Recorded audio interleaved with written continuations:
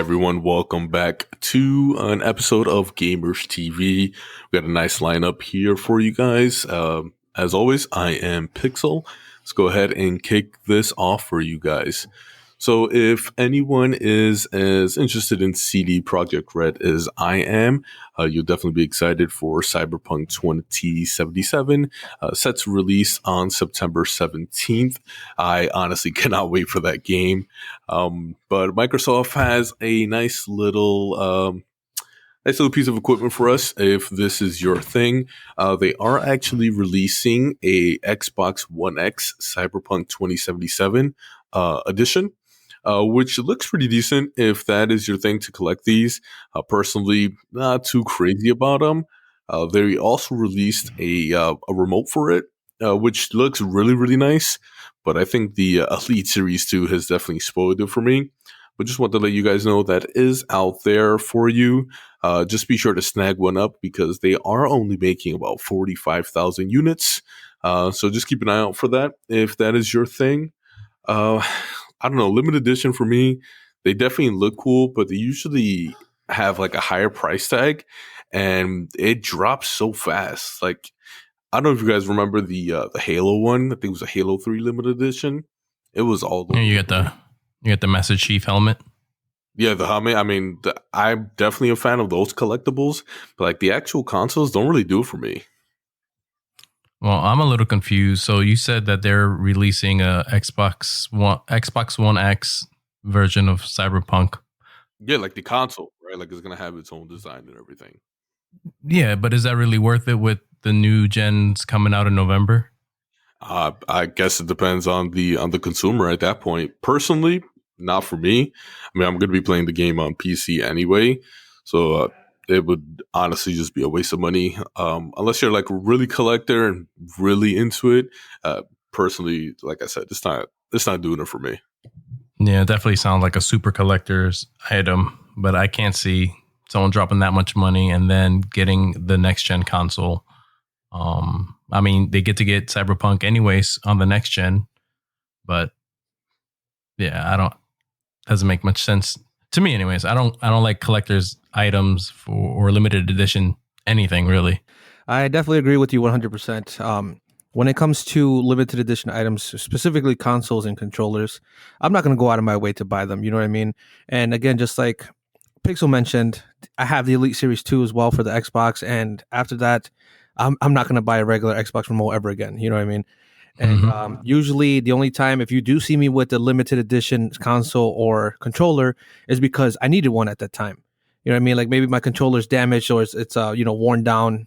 And I'm like, okay, I need to buy a new one. And then I see a cool one like the Fortnite one that I have. I needed one because my kids took over my other two remotes. And, it was cool and it came with like a Fortnite skin. I was into Fortnite then, but, it was pretty cool. Yeah, I'm the same way. I don't think I've ever purchased anything that was limited edition. I've gotten, back then when GameStop would give you something for pre-ordering a game, those things I would get, but that came with the purchase. I never went out of my way to spend an extra 40, 50, $100 for something else. I would get whatever the pre-order item was, If it's your thing, do it up. I do remember getting like the little extra with things that came out. Like there are a couple of like collector's editions of games that I've wanted, but it's on top of something that I've desired, right? But as far as the console, where it's more just for, I guess, eye candy for your room, it's really not my thing. Didn't do it for me. Aesthetics. Yeah. I feel like if you're setting up your man cave, then it's worth it. Well, you like the games and everything come with, absolutely, but like the console for me, I don't think so. I mean, unless it's gonna come super amped up, like if it would compete with the Series X, then maybe. But it's just gonna be an Xbox One X. So for that upgrade, the additional price tag is likely coming with. I wouldn't do it. Like even their that controller that they're coming out with, right? Came out with the 2077 limited edition controller. It's already estimated at like $75, where the regular one is like what, $50-$60. So I don't know. I guess it depends on the consumer again. If it's your thing, do it up. They look nice, but it's just not my thing. Yeah, I mean, if anyone purchases these limited edition items, definitely share your photos of them. I would like to see them outside of the marketing that Microsoft is doing, just to see how people are actually using these things. I'm just curious. Yeah, I mean, they even came out with whether they came out with like a charging stand, right? Limited edition, 2077. I think that was priced at like $50. They got some hard drives that they partnered with Seagate with. Again, varying in price and size, from like 2 terabytes to 5, I think, which is also a random number. So those are out there, and they partnered with also what's that company? SteelSeries, and made some headsets, but again, really not worth it to me. They look nice. Again, if you're really into this game, if you like this kind of thing, check them out. But just in my opinion, they're just not my thing. Yeah, and I mean, to each their own, right?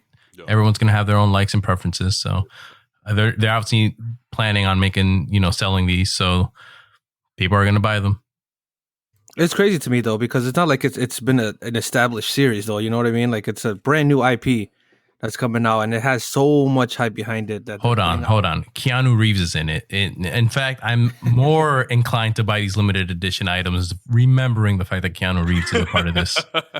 He's gotta put his face on it. That'll probably sell a lot better. No, I'm gonna speak on the side of the people who didn't like Cyberpunk when they first came out, because I 100% didn't. I saw it on E3 announcement and I was like, oh, it seems interesting, but it wasn't my cup of tea. And then Keanu Reeves pops up as a character in here, and I was like, well, they just got another person to buy this on day one. So good job, Microsoft. Good job. Yeah, man, that was definitely a major selling point. Like seeing him in that trailer at the end, I'm sure everyone kind of got their socks knocked off a little bit. But in other news, right, a lot of things coming out. Something that I can't believe that I personally missed. Command & Conquer is coming out with a remastered collection on June 5th.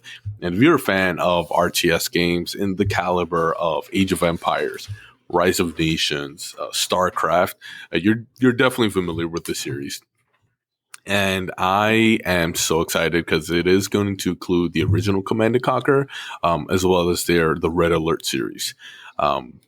And one of the cool things that they're implementing that was also in the original Halo Master Chief Collection was that you are able to toggle between the retro graphics and then their upgraded visuals. So definitely looking to see what that's going to be like. I mean, I know Kelly and I used to play a little bit of, I know Tortuga and I used to play a little bit of Age of Empires. We even re-downloaded it recently since it was on Game Pass. But, I mean, RTS games, that is a lot of time spent, especially from that multiplayer aspect. So I'm definitely excited for this remaster collection and what that has to provide. Yeah, I'm actually kind of glad you brought up that, and especially the fact that we used to play when we were younger, because I could not for the life of me figure out why I hate RTS games. And it stems from the fact that you used to beat me every single time. I don't think that's true. Oh, it's 100% true, because I am still salty about it 15 years later. Well, so it's, I think you're wrong, because I don't remember being that good in those games. I mean, I was all right. I mean, I would hold my own against like Dario or Hector. They were really Thanks. good. Thanks for, reminding me how bad I was at the game. You were just all right, and I could never beat you. So thanks for that. Great boost to my confidence there.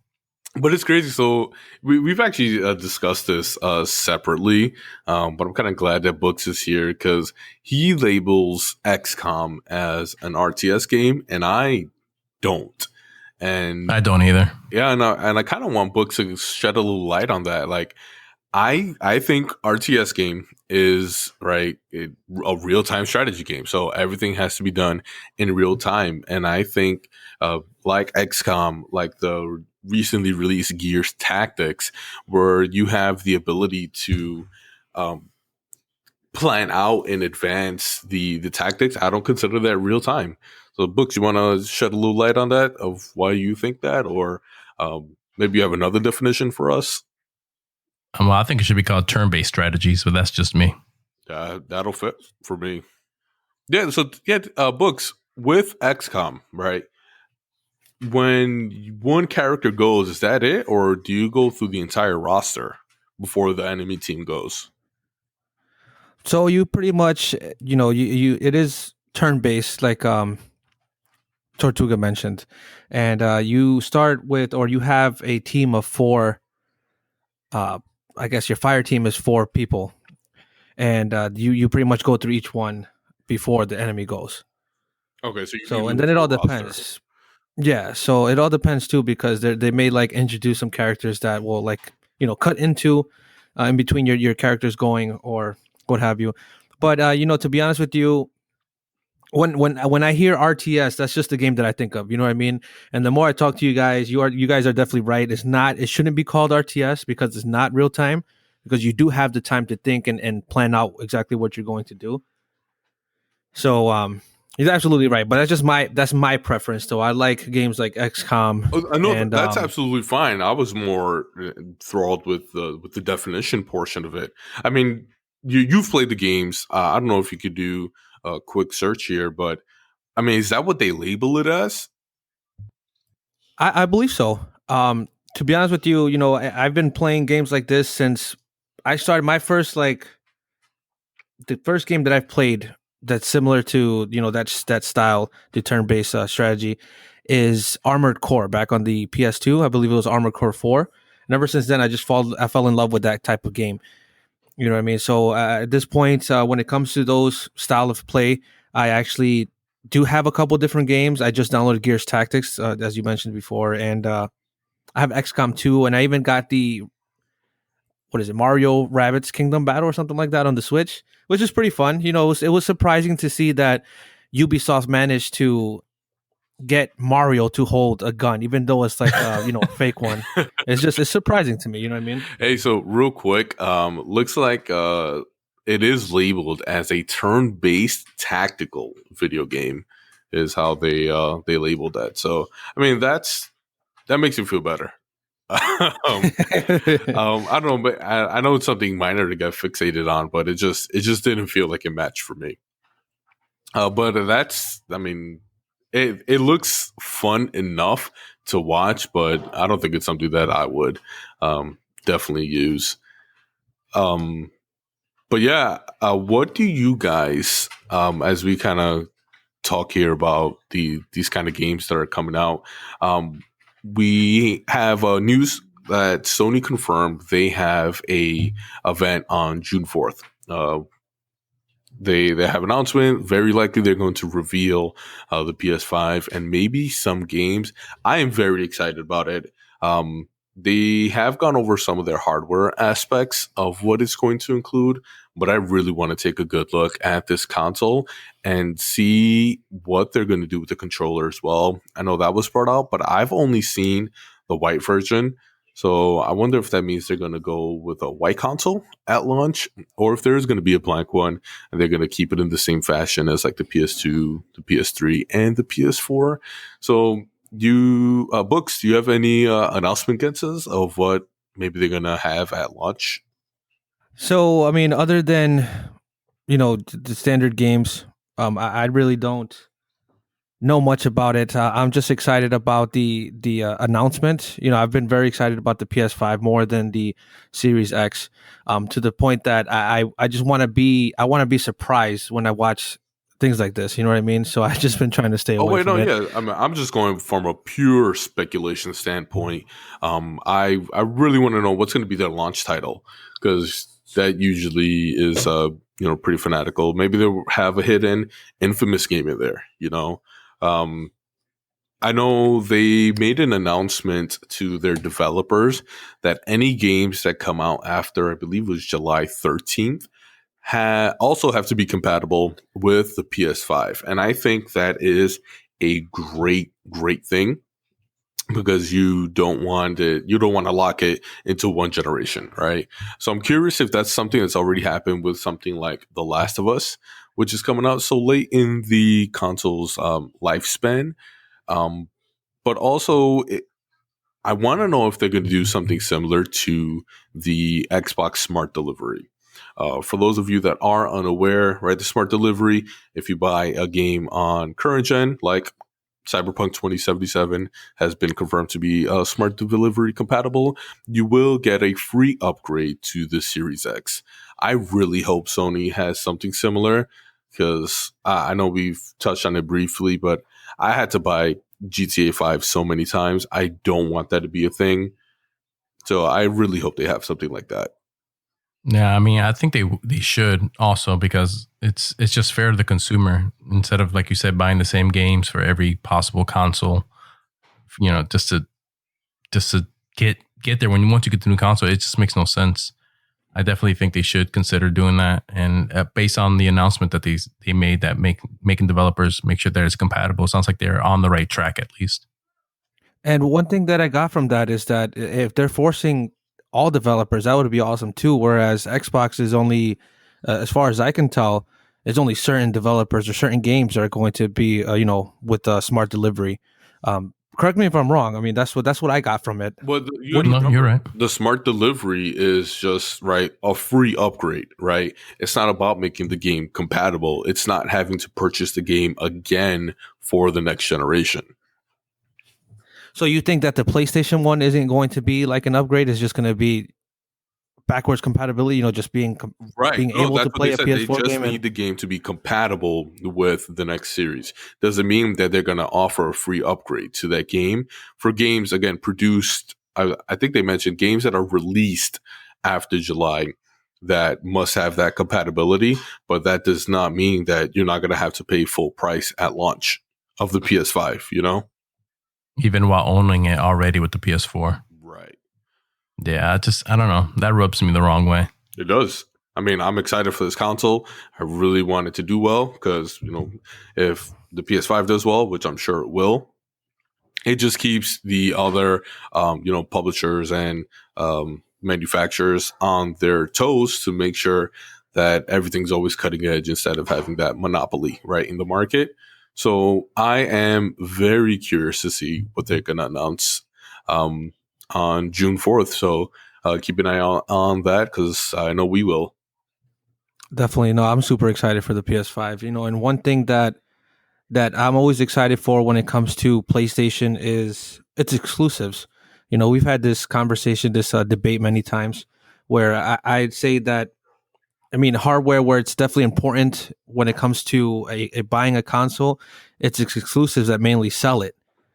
But that's just my opinion. You know what I mean? It's both, man. Like, I know we talked about this, like all hardware, a lot of people don't really care about like the RAM or the processor, but some people do. Like we've talked about, right? If it wasn't able to support these graphics, what are these games going to do if they can't support the visual aspect of it?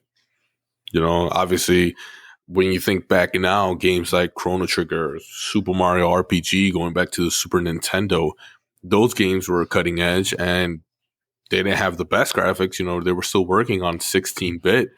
But is that something that would be acceptable now if the games weren't able to run at a higher resolution? No, of course not. And it ties into a lot of things when you think about it. We get these fancy 8K, 4K, 16K televisions. We're not going to settle for subpar graphics from video games when we're getting these crazy, amazing movies. You know what I mean? Exactly. So while, again, the hardware might not be the main selling point, they go hand in hand, because, yeah, you might have a good processor, you might have good RAM in these consoles, but what about the video card? Right? If the video card is running PS1 graphics, what's that going to do for you? Like, if Ghost of Tsushima had PS1 graphics, would you still be as excited for it, Books? Yeah, if you saw polygons, how would you feel? I'd probably still play it. You're going to tell me that you wouldn't play that Chrono Trigger isn't playable right now with the Super Nintendo graphics, you know what I mean? But, you're absolutely right, though. I would expect the obviously the graphics to be cutting edge, but my argument is it's mainly in whether or not a system will outsell another, or a console will outsell another console from the same generation because of having better hardware. And I've always said that's not the No, case. games are Because 100% important, because why buy a console if you're not going to play games, right? Someone who's just casually using it to watch movies, get the Blu-rays, they're not going to buy a PS4 or an Xbox, right? They're going to probably buy a Blu-ray player or some sort of receiver, right? So like, I get where you're coming from 100%, and I agree with you. I know you don't hear that a lot from me, right? But like, I agree with you. But you can't just say that the hardware does not sell games when it is just as important to a gamer that the hardware matches up with the ability to play these games as well. So Books, let me play devil's advocate here and try to split the seams between you and Pixel. So I think what Pixel's getting at is the fact that, well, let's start with what you're saying, that exclusivity sells more when it comes to consoles, right? But that's only possible because PlayStation and Xbox hardware have been so similar. But per Pixel's questions, if Xbox hardware was superior to PlayStation's, would that not change the sales and the driving force behind people buying the PlayStation? I don't think so. And to be honest, when it comes to, when they put out the Xbox One X, right, and they dubbed it the most powerful console, I didn't really do anything for its sales. You know what I mean? A console that came out 3 years later, 2017, the Nintendo Switch, has already outsold the Xbox One in all three variants that, and it's been out 3 years less than the other console. So I believe that, a Switch that doesn't really have hardware that's comparable to the PS4 or the Xbox One, it's pretty much just the exclusive titles. But I mean, I get it. I get what you guys are saying. But my argument, I think maybe I'm being misunderstood a little bit here too, because when it comes to the hardware, when you go from one gen to another, it's pretty much expected that the hardware is going to be, how do I say it? Upgraded. Yeah, I mean, obviously upgraded, yeah. Or it's just the standard, you know what I mean? Every time they jump to the next generation, that the hardware is obviously going to be so much better. But just the argument that I've been trying to make is that the Xbox Series X is probably going to be slightly better than the PS5 when it comes to hardware. But I don't think it's going to do anything to boost its sales compared to the PS5 sales. Well, No, I don't think it's going to be that much of a difference to make. Gotta, kind of go in this direction, right? So, I'll touch on both points here. I would be a good example on this. The PS4 had great games that I wanted to try, right? We had Horizon Zero Dawn, God of War, the Last of Us 2 that's coming out. I have played those games, but I waited years for them to come out before I even played them. I was not going to purchase a PS4 for the 4 or 5 exclusives that they have. It's not worth the price for me. They were fantastic games, but I could not justify the cost of a console for them. That's one piece, right? Then we have the other piece of the hardware portion. We got news that supposedly the PS5 hard drive is going to be, 100 times faster than the current hard drive on the PS4. We did some research and we found that it's going to have a 5 gigabyte read, right? So it's going to read data at 5 gigabytes per second. That is amazing. All right. That's insanely fast. Exactly. To compare, I believe the current model reads at 100 megabytes per second. That is huge, right? And that to me is something that could push me, right? On top of, there's so many other factors, right? I don't think I'm going to get the Series X because a lot of their games are already on PC, either through Game Pass or purchasing through the Microsoft Store. So that for me is, one detractor already for Microsoft, whereas I might forego buying the Xbox and using those funds to buy a PS5 this time around for that very reason. So I don't know. It's so many factors from that aspect, but does not make me any less excited to see what Sony has for us this week. Of course, and one thing that I've mentioned too constantly is that I feel like that was a mistake for Xbox. You know what I mean? To not keep any of its exclusives only on Xbox. And just like you mentioned, you know, me having a PC now and going into the next gen, I can definitely see myself, just like you said, foregoing an Xbox Series X because everything that they're gonna have, it's going to be on the PC. So I'll definitely be, you know, buying the PS5. Maybe um, going back to something that we touched on last episode, comfort. You know what I mean? That might be a reason why I'd buy an Xbox. Just like our friend Tortuga said here, that he'd rather play certain games on a couch than sitting at a desk.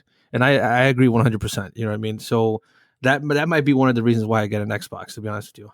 Yeah, then that would be the only reason that I would get a Series X, is to play one title that's coming out in the future. There's no date yet, but Beyond Good and Evil 2, which has been thrown at us years ago, and we get the smallest amounts of breadcrumbs as far as any updates to the game.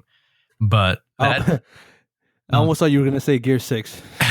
I mean, no, I'll play that on the PC. But Beyond Good and Evil 2, the reason I want to play that on the couch is because from what we can see, it's going to be one of those super grindy games where you have to spend so many hours trying to level up your characters and to attain new items, to attain material, to attain new ships. So I'm going to want to be sitting on my couch playing on my TV, whereas, you know, on my computer chair, dealing with keyboard and mouse, and then just a computer monitor versus an actual television. I'm going to pick the television every time, especially for a game like that, where it's supposed to be incredibly beautiful and super interactive and just immersive, completely immersive. You just get lost in those worlds. So yeah, that's going to be primarily the only reason I would get an Xbox Series X. You know, another thing that, Big Mike, as Danny calls him, one thing that they're doing, which is something that I'm kind of excited for, just because I occasionally do like to play older games, is what they're doing with their backwards compatibility. They are looking to have these games running in HDR at 120 frames, right? Which is almost cap, or is cap on the Series X. One minor addition to that is that they're looking to take games from the prior generations that did not have any HDR support and apply that. And that's awesome. Yeah, right. So for someone who, what's a game on the OG Xbox, I played the Matrix game, right? Matrix, The Path of Neo. And I love that game. That game was amazing. So it'll be great to see how some of these games could have aged or could have looked if they had the HD support that we have today. So I'm looking very much forward to that, to see what we got, which kind of brings up another point of nostalgia, right? I am a very nostalgic person. I'm sure you guys have noticed by now. I always like to go back, reference things that we've played in the past. With these new consoles doing a lot of remasters and remakes, you know, we have Saints Row 3, I believe, is getting that support, if that's not out already. You know, are there any games that you guys are looking forward to that were announced, or any games that you feel deserve a remaster? So one that I have my heart set out that, you know, was announced a few weeks ago is Mass Effect. The entire trilogy is being remastered, and that's something I cannot wait for. And it's going to be an incredible game to replay with, like you said, with the current graphics as things are today with our current standards. And it's something, now that I know what's happening, I'm looking forward to when they're going to announce when that's coming out. So are they just going to like touch up on the current game and just kind of do improvements, or are they reworking it from the ground up? Like the Ocarina of Time 3D that came out for the 3DS, that was remade completely from the ground up. So, I mean, do you guys have a preference? Like, I would love the Legend of Zelda Skyward Sword to come out on the Switch. I know it's not as old as some of these other ones. I think that was like 2011 or so, but I love that game.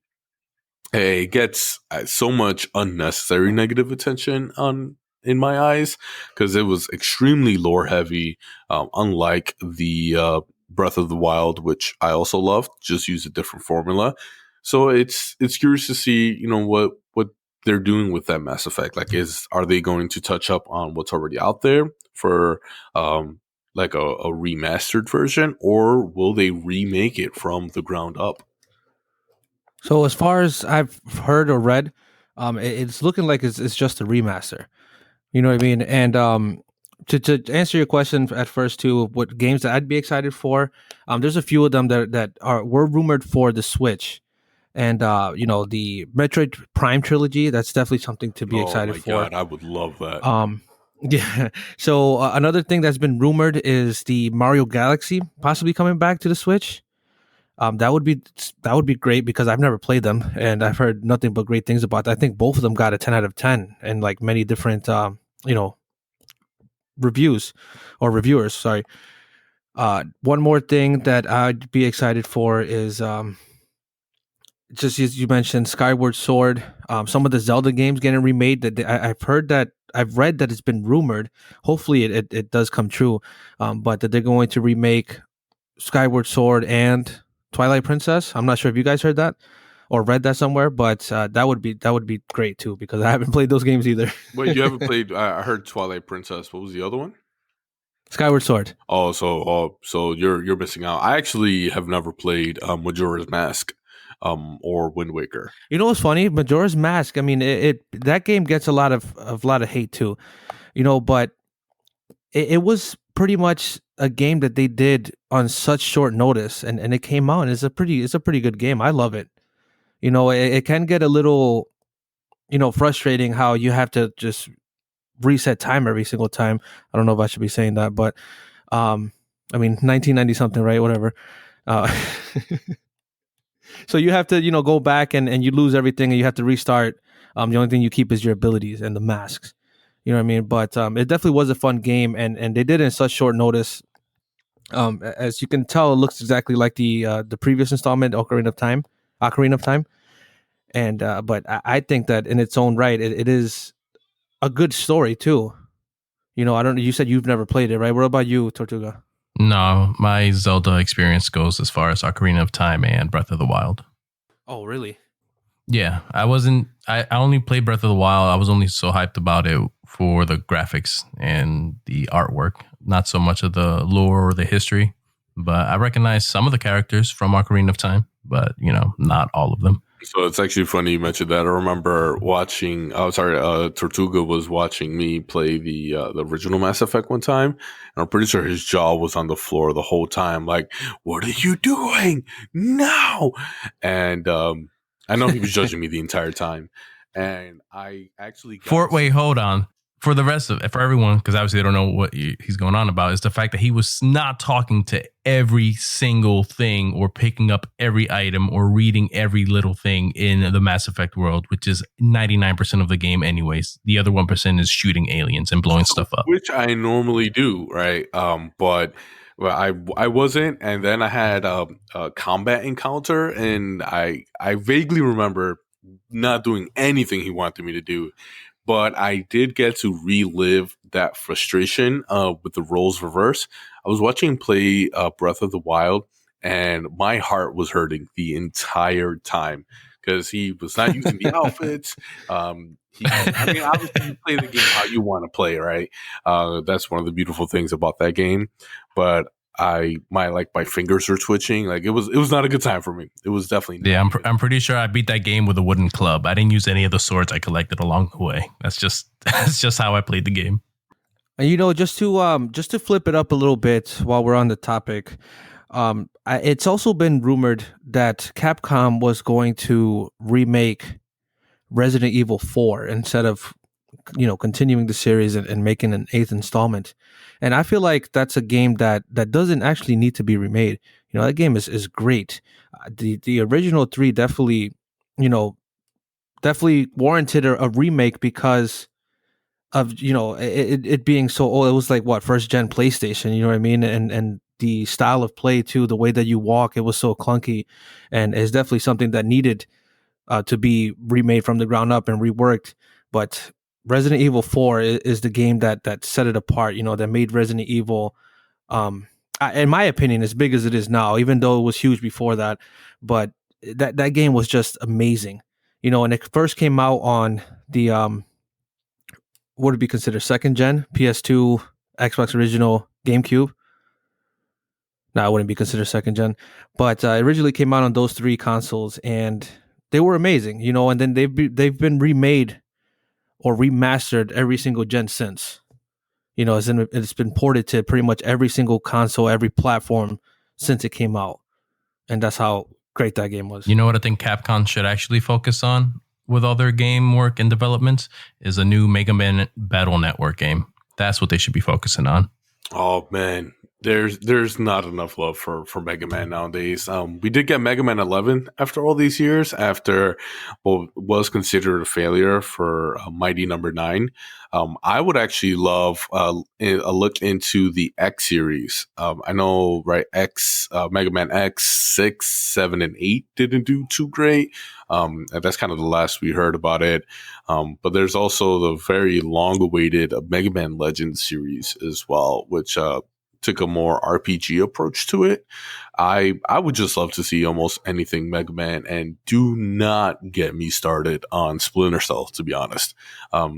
I just get teased left and right. Like, he was in Ghost Recon Wildlands, with some DLC for a bit. There was some news about a Splinter Cell. Not sure if that's going to be Sam Fisher himself, or if it's going to be a Splinter Cell operative being added to Rainbow Six Siege. So I honestly think that might be enough to have me pick up the game. Like, I think I would just be absolutely in love with it.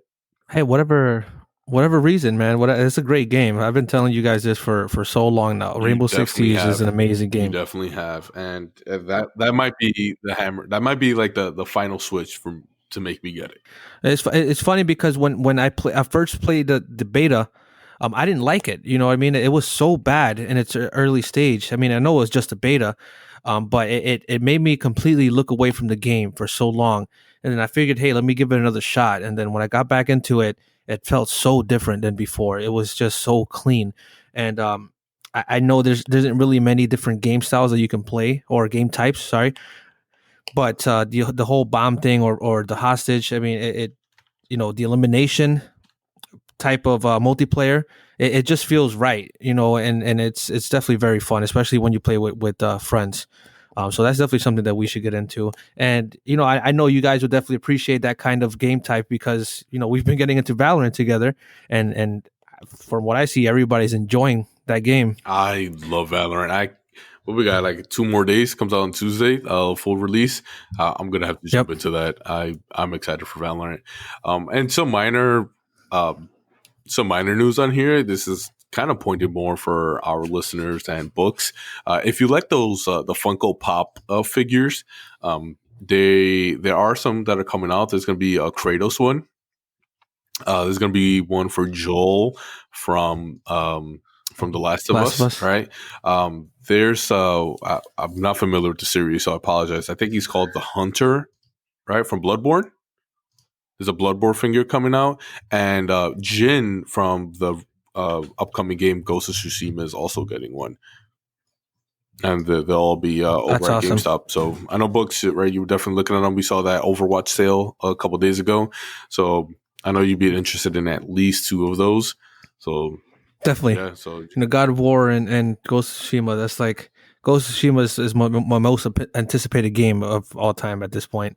You know what I mean? And I'm super excited for that. Even more than Beyond Good and Evil 2? Well, I mean, I haven't really. Yep. I'm not that hyped about it as you are. I'm definitely not. Like, I don't understand how not. That game has everything that you care about in video games. I do not have as much time to play video games anymore, so I'll have to see more about the game before I show it the love that you're giving it. It looks great. I'm excited for some of the character creation in there. I am definitely excited for the travel and the different modes of transportation, but I'm gonna have to see what it does with it story wise. I was burned with the Division. I'm sure Danny's gonna love hearing this one. And also, one more thing before we move on. Valorant, I mentioned to you guys last night that they actually announced a new agent. And it Yeah, I looks saw pretty that. cool. I know you guys got to check out the trailer for her. Her name is Reyna. And she looks pretty awesome. AKA Vampire Sombra from Overwatch. It's kind of funny you mentioned that because Apex also released a new character a couple days ago, and it was Loba, right? So it's like they're both Hispanic women, so it's kind of funny to me.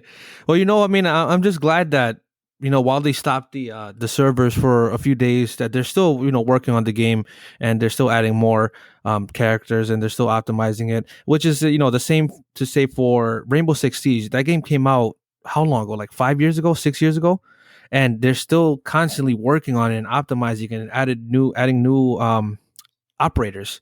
And I'd never heard about the whole Splinter Cell operator until you mentioned it. But that's definitely something that I'm excited for because I love that game. Even when they released it, they said it was going to be an 8-year game.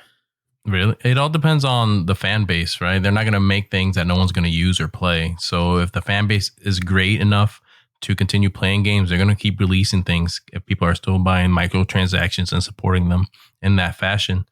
But that bringing that up, it worries me a little bit with Valorant because it's such a new game, and Riot went so hard with the beta keys and having everyone watch a Twitch stream to get a key and whatnot. It kind of made it seem that Valorant was a super wanted game because the stream views are so high on Twitch and Mixer that not Mixer because it was only Twitch.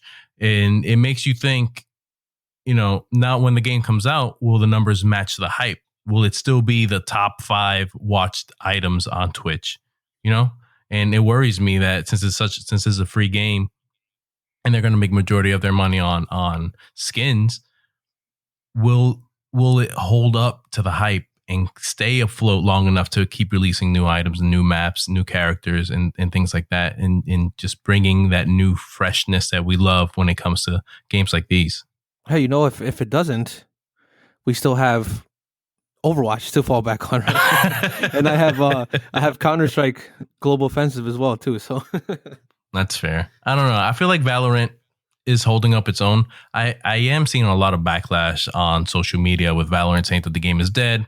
It's not going to pick up once it launches, and that people, got it out of their system when it came out. But I just feel like that's not true. It holds such a great platform for a competitive scene that I can see people falling in love with this game and keeping up with pro players because it's such a difficult game to be incredibly good at. I am very excited for Valorant. I think it'll hold its own. Books actually asked a question earlier, obviously outside of the show here. Will Valorant kind of put Overwatch in the back end, right? Make it a supporting game. And I honestly don't know because, again, in order to get into the beta, you had to watch a stream. So I did feel like that inflated interest. But then on the other hand, I feel like it gave it honest interest because you had to watch the game. And by watching the game, you would determine if you wanted to wait around to get the key. And if you got the key and played it, did it make you a fan?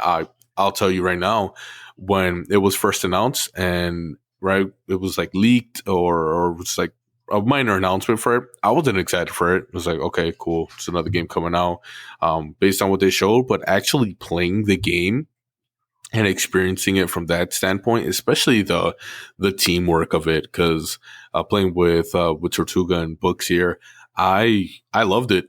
I am very excited for Valorant, and I think it's mainly that co-op aspect of it because it's not as ability heavy as Overwatch, ability spammer, the game.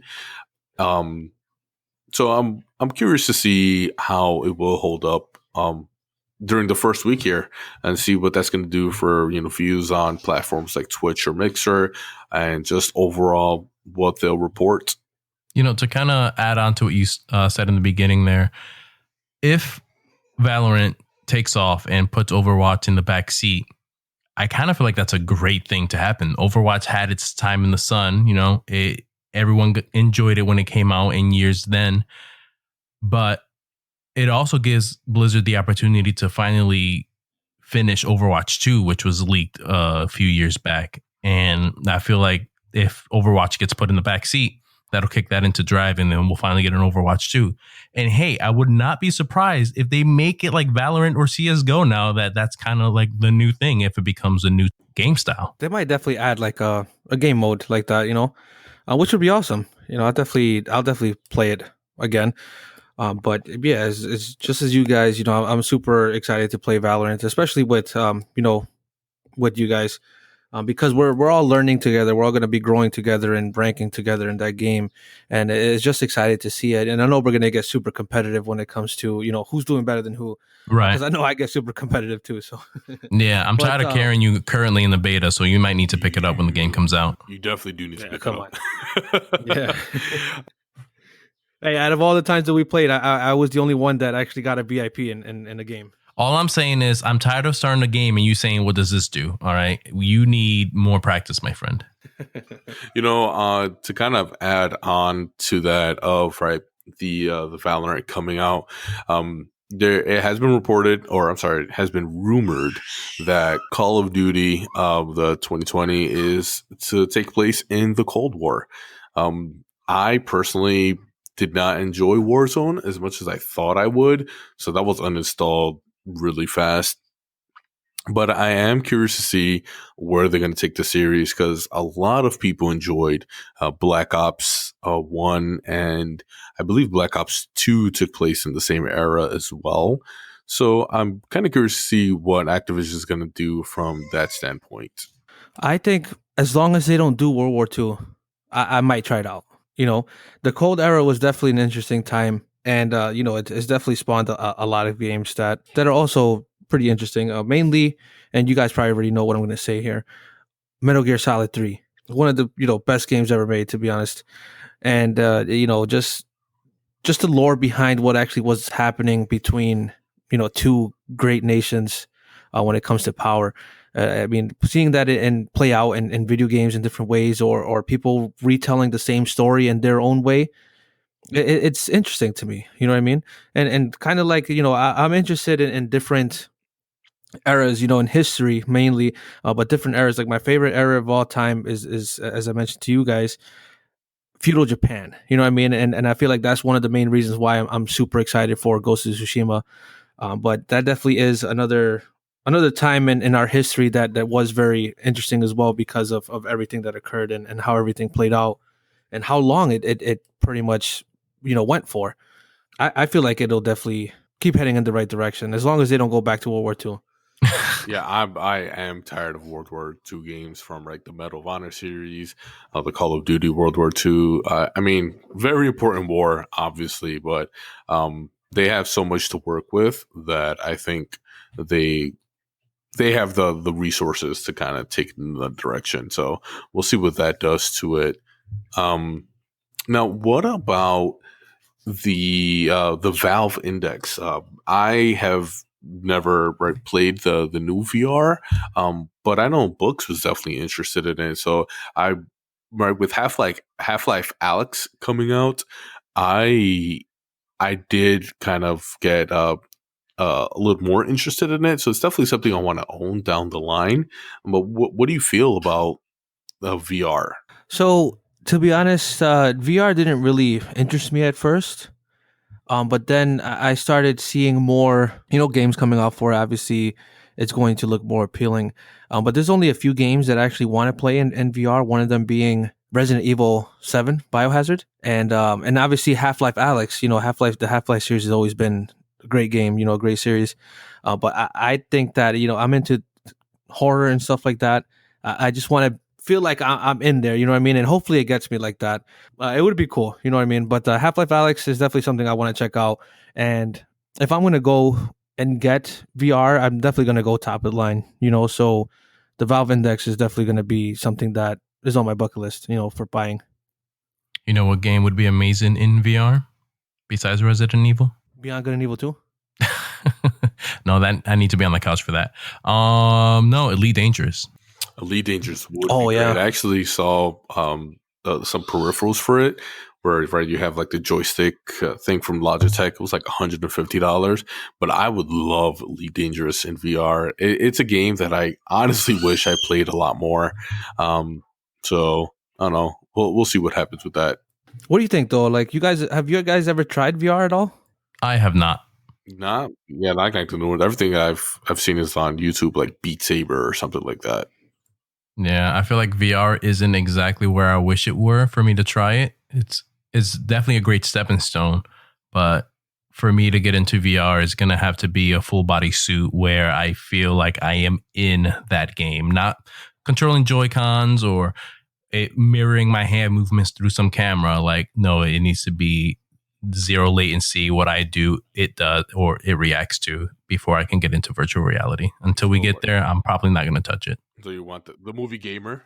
Yeah, like the movie Gamer or Ready Player One or the anime series Sword Art Online. Anything similar to that, I'll be more behind virtual reality. You know, and that's something that I'm looking for in VR as well. You know, like I want to feel like I'm there. When it comes to, you know, I said I like horror and stuff like that. If I play Resident Evil 7 on VR, I want it to, you know, I want to have some jump scares and stuff like that. Right. You know, but I don't know if it's definitely gonna make me feel that way. But I'll definitely try it. Well, if it gets as immersive as the you know, the titles I mentioned earlier, it can potentially mess with your brain, because then you start getting into the psychosis of things. Like, you start questioning what is reality, and you start wanting to get more into like the virtual side of things. And it's definitely going to have a lot of negative side effects to it. So it's definitely something that needs to be treated carefully as we approach that very possible future. But I can't see myself playing virtual reality the way that it currently is. It just, the way I see it is I'm still playing on a Kinect with goggles on. That's the way I feel about it. And it's funny, you know, when it comes to VR, I don't know if you guys seen that the Switch tried to make its own little thing with the Labo. Oh yeah, the Nintendo label. Yeah, no, those are interesting to watch. The price tag on those didn't do it for me at all. But I don't think I've actually seen anything that uses it fully. You know, it's funny because I feel like I called it too. When it comes to the VR, I always said that as soon as the Switch first came out, that it could definitely be used as a, you know, with the VR kit, where you could just dock the Switch, you know, right in front of your eyes and use that as the actual VR, and then the Joy-Cons, it could be at your sides or what have you, and you know, you could play the game that way. But the way that it worked with that is you had to like control it right on your head as well. The Joy-Cons had to be attached to the Switch, as far as I can tell. I never actually seen it being used otherwise. That sounds terrible. Yeah, it does. We're just not where we need to be with virtual realities. We're definitely headed that way, though, as we see all these new equipment coming out, handling more powerful things thrown at it. But I feel like once we master, you know, long power source where it doesn't require an incredibly heavy backpack, then we can actually start, you know, working on fully immersive virtual reality. And another thing too, this is something that me and you both were excited about before, Tortuga. Microsoft had before mentioned that they were going to work on an AR headset, an augmented reality. Like, I wonder whatever happened to that. They probably started working on the Xbox Series X. Probably, right? That would have been awesome, though. I feel like that would get me more, you know, it's more appealing to me than virtual reality. Yeah, augmented reality, I would be more keen to get into that before virtual reality, because it's in the name, it's augmented. You can see around the actual reality and then the digital effects that are happening in that focus point. And there are a lot of cool things that I've seen.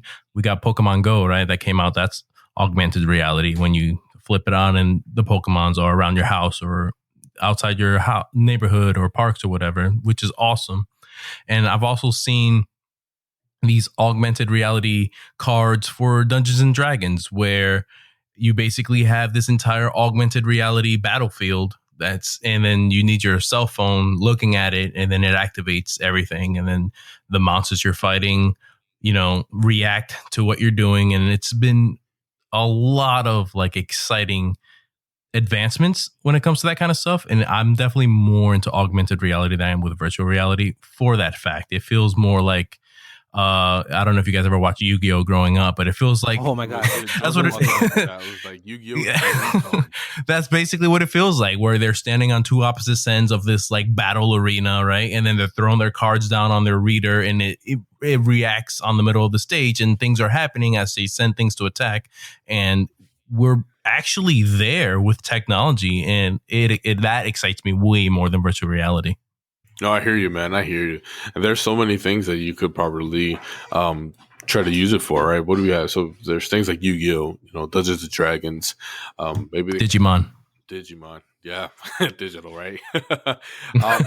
You also have, with, like I said, I'm really excited for Cyberpunk 2077, but, that is based off of the board game, the tabletop Cyberpunk 2020. So, there's things that they can kind of implement that way. So I think board games will make a comeback in a very big way. Not that they've really gone away, but I think they'd open it up to a broader audience.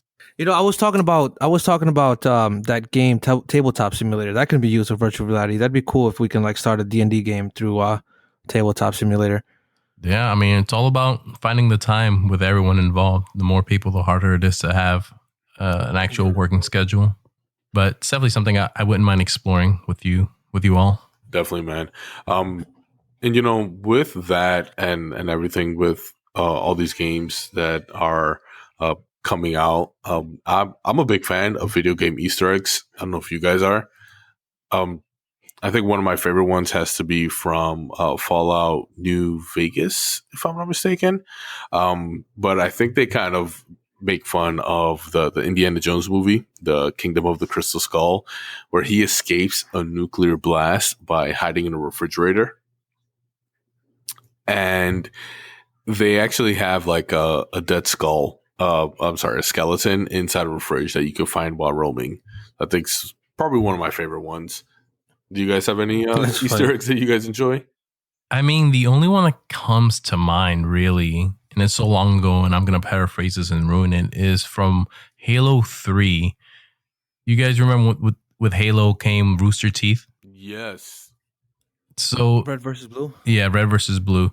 There was, in the beginning of one of the chapters, there's a skit between voice actors and Rooster Teeth where the aliens attack or get ready to attack or something's about to blow up, and one of the officers is trying to get into this vault that they were just locked out on, and it's like, open the door, and they're like, what's the password? I don't know the password. And it was comical, and you can definitely tell that was from Rooster Teeth. But that's really the only Easter egg I can remember experiencing and actually recalling. That's funny.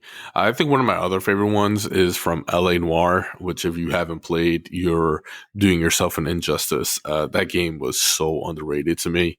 But in one of the cases because you play as a detective, if you go around looking for clues around the area, if you open up a trash can, you actually pull up the hat of John Marston from the Red Dead Redemption series. That's actually pretty cool. Yeah, I mean they're both Rockstar titles, so Yeah. But I think another one that I like was from Metal Gear Solid 1. I believe the character was Psycho Mantis, I think was his name, which is one of the most innovative bosses if you think about it. But whenever the boss is actually talking to the character Solid Snake, one of the things he does, he actually scans your memory card on the PlayStation 1, and he'll make a reference to it, like Castlevania, right? But like he'll legit mention the game. Oh, so you like Castlevania, right? And he just does all that by like actually reading the memory card, which is pretty interesting. Yeah, it was any Konami game. I remember that. For me, as soon as you said it's an injustice for whoever hasn't played L.A. Noire. It made me think of NetherRealm Studios, going back to Mortal Kombat and Injustice and all the games that they make. They pretty much, when it comes to the pre-fight dialogue, Mm-hmm. I love it. You know, like some of them actually mention other games, like previous games. Some of them just have like a comedic dialogue. But there was one, for example, with Sub Zero and Raiden and Mortal Kombat 11, and one of them comes in and says, I had a dream of a different, a strange world where with the Dark Knight," and then the other one says, "Oh, and a Cape Crusader," and it's funny because they were both in Injustice 2. Oh, that's actually a pretty neat crossover. Yeah, this is pretty. And then there was another dialogue between Raiden and Liu Kang, where he mentions something about Kronika's deception. And, Raiden says something about Kronika's deception. And then Liu Kang says, that she fears our deadly alliance, which, again, deception and deadly alliance are two previous installments in the Mortal Kombat series. So it's just cool they do things like that. Oh, and then the biggest one is the crypt. I don't know if you guys knew this, but the crypt is actually Shang Tsung's island from the movie, which is awesome. Oh my god! Where's that in Mortal Kombat 11? Yeah, Mortal Kombat. So each game has like a crypt where you go and where you earn the currency. You go and unlock. You spend money on unlockables, and cosmetic items, what have you. So the crypt in Mortal Kombat 11 is specifically Shang Tsung's island. Can't even say it. From the movie, that and you can go underground. Yeah, it's pretty cool. It's awesome. You know what's one of my favorite ones that I kind of remember it, and I'm pretty sure it was before this particular event happened. But in Batman Arkham Asylum, which was the first game in the trilogy, there is actually a hidden room where you break a wall in the warden's room, and apparently it reveals like some blueprints, right? And if you examine the blueprints, right, I guess at the time it looked like nothing, but the developer actually revealed it like 2 years later because it was undiscovered, where they gave it away, and it was the map for the second title, Arkham City. So it's like the blueprints and the plans for the map of the next game in the series. And another Easter egg that came to mind comes from Skyrim, which I think we've all played and enjoyed. Mm-hmm. And the Easter egg being what happens when you kick or hit the chicken. Stop. Seriously? They put that in there? Yeah, exactly what used to happen to you in Ocarina of Time. Everyone kind of what happened. Everyone in the town immediately targets you and goes to kill you if you kick the chicken. That's funny. I never knew that. That's pretty hilarious. I never knew that. But you didn't know the chicken thing or the Skyrim part? The Skyrim part. No, the whole hitting the chicken thing it goes back from before Ocarina of Time. Like, what? Yeah, like Link to the Past, I think, was the first one. Oh, actually, that kind of makes sense. But yeah, that's what happens when you kick the chicken in Skyrim. The whole town turns against you. Even if you do it in private, I picked up a chicken and hit it somewhere else and kicked it. And everyone still knew. There's no way around it. Your sneak was low. My sneak was low. I think they put that in the game intentionally to automatically alert the entire village. It was pretty funny. I chuckled and never touched another chicken in that game. But yeah, give it another try because I know you're replaying it now, Books. Give it a try. Just hit the chicken with a fireball or something. Enjoy. No, I'll definitely do it. I'm definitely going to do it as soon as we're off. I hope they make a new one. I know it's not in the works anytime soon. That's not true. Wasn't there when they announced what was the Starfield or something like that? They announced like some sort of space game years ago, and I think around the time there was like a teaser trailer for Elder Scrolls 6, wasn't there? I don't recall. I feel like they were for online. I feel like there would have been a lot more hype and wave for that kind of announcement.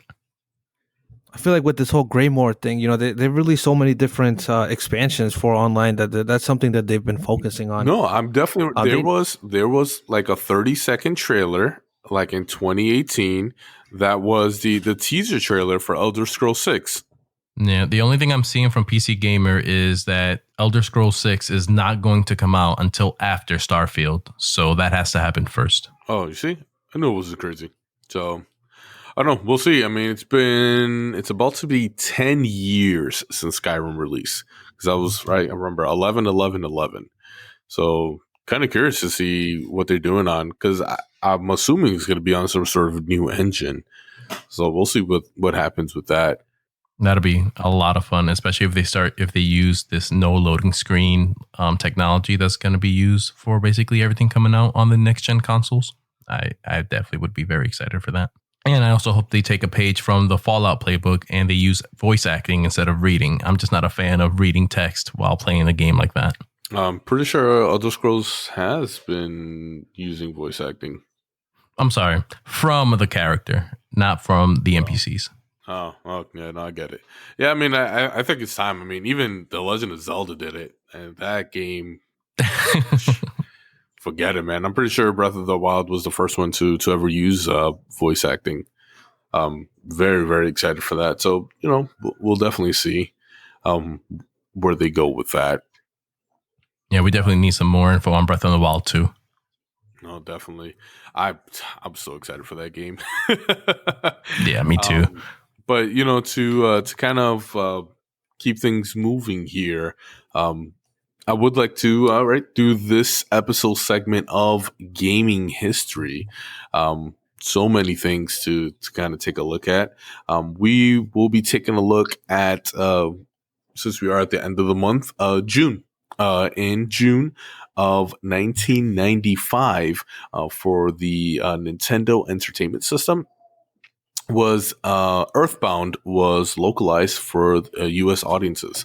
Earthbound has definitely gained a cult following. It is, it's crazy. It's one of the most fun RPG. If you want to find it on an emulator, or if you still have access to Virtual Console, if that's on there, definitely give it a shot. I know sometimes it's hard to stomach the 8-bit graphics, since we have so many polygons now in our games, but you could definitely take a look and see, one of the best RPGs that's ever come out. I think, my opinion. The main character from Earthbound, you have seen him come out in several games in the Super Smash Bros. Series as Ness. That's where he made his debut in. I think it was called Mother in Japan, but Earthbound was the game that we got, which is, I believe, the equivalent to Mother 2. Oh, cool. Well, thank you for that. I kind of miss the turn-based RPGs. I think that's why I loved Child of Light so much. If you never played that, it's a Ubisoft game. I found that game to be incredibly fun. It was beautiful music. It had great design with cel-shaded graphics. The combat was fairly simple, but the skill tree had like a path you had to take from like 4 corners. Definitely interesting. If you ever give it a shot, do yourself a favor and give it a shot if you like the RPG. Chrono Trigger is definitely one of my favorite games of all time. It's really crazy to think, with the limited memory that they had back then on the Super Nintendo, that game still has, 13 different endings.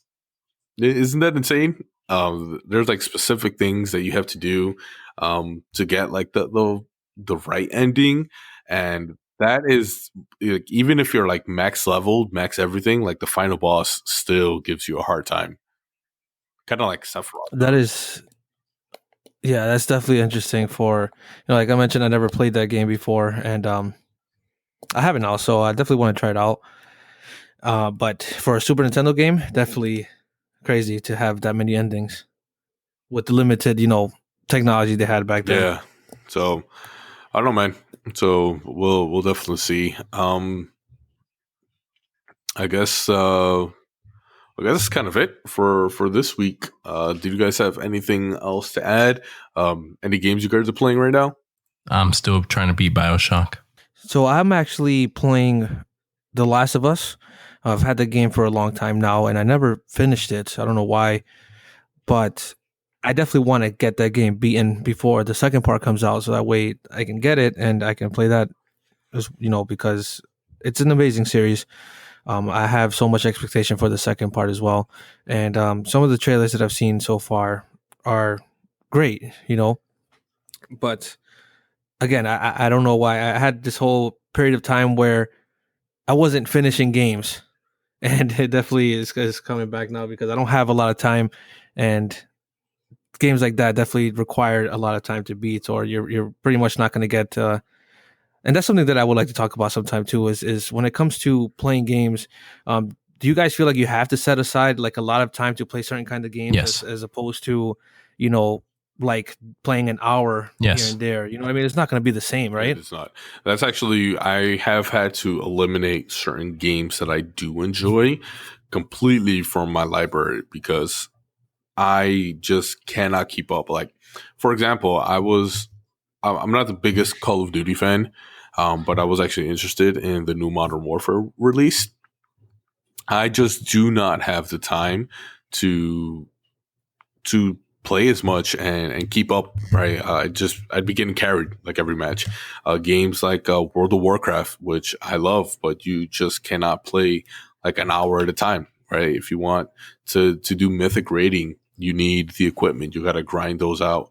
I just don't have the time anymore. So Right. I have been cutting down on the multiplayer aspect of things, unless it is like something that I could pick up, like Valorant, right? Valorant, you could just play a match here or there, and the skill is. I don't think the skill gap would be that big if someone has 20 hours or 300 hours. Obviously they might be better, but I don't think it's as punishing in that aspect. Personally. So I'm definitely going to have to disagree with that and say that someone who puts in a lot more hours will have more time to get better at the game. Obviously, you have people who are naturals and can pick it up early, but to master a game like Valorant, you will definitely need, to put in the time and practice to become good, to get that split reaction headshot, that'll determine the win or loss of that round. Then to kind of piggyback on what you said earlier, I feel it's, when it comes to my gaming experience, I like to play games like, Valorant and League of Legends and World of Warcraft, things that require a lot of time to get really good mechanically to play on those higher, I guess like tiers and brackets or what have you for the, specific games. And when I play games like that, where it's super difficult, I like to be in the top tiers. I don't want to settle for bottom of the barrel matches. I want to play against people who are actually good at the game.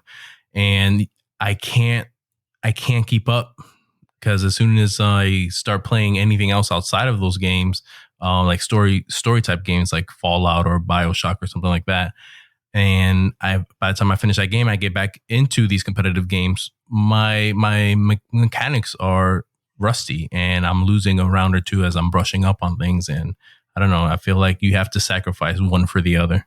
Yeah, and I think I'm hitting that portion of being the old man in video games now, right? Like, I'm 31, but to jump in there and not have the time as someone in high school, right? Who could just come home. They don't have like any real responsibilities from that aspect. They can put in the 8 hours or something like that, and just a day. So I think that's the turnoff for me, but that's just me personally. Like I still enjoy some of them, like Smite.